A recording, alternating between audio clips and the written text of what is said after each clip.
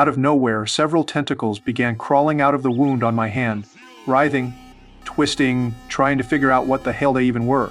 I clawed at my skin, desperate to pull them out, but before I could do anything, a massive lump suddenly swelled up along my arm. Panic set in. I grabbed a pair of scissors and sliced the skin open, only to discover, to my horror, a black tumor growing inside me. At that point, the pain didn't matter. I seized a tool, dug in, and with sheer brute force ripped that thing out of my arm. Without hesitation, I trapped it inside a container. Then I immediately contacted a well-known professor of botany. When I showed her what I'd found, I asked what kind of plant it was. She looked at me dead serious and said, "That is not a plant. It is a carnivorous animal." Curiosity consumed me. I bolted from my workshop, planning to buy meat for experiments.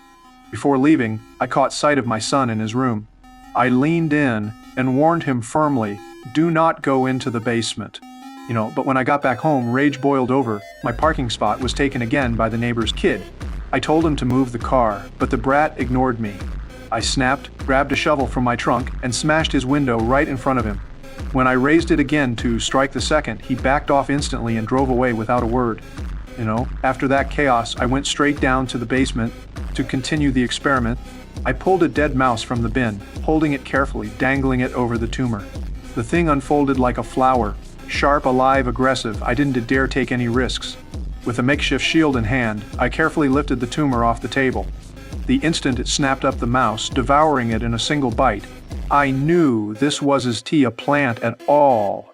This was a predator. Knowing the danger, I locked it tight inside the freezer. Then I rushed out of the house, determined to find a place that sold larger animal corpses. But when night fell, trouble came back. The neighbor kid, the same one whose car I had smashed, snuck into my house for revenge. He crept straight into the basement. Inside, he found strange plants everywhere. With no hesitation, he started smashing them apart, knocking over cabinets, wrecking everything he could get his hands on. Then, smug with destruction, he pulled out his phone, trying to take pictures like it was some kind of trophy. But then the freezer door creaked, slowly, and in the very next second he was pulled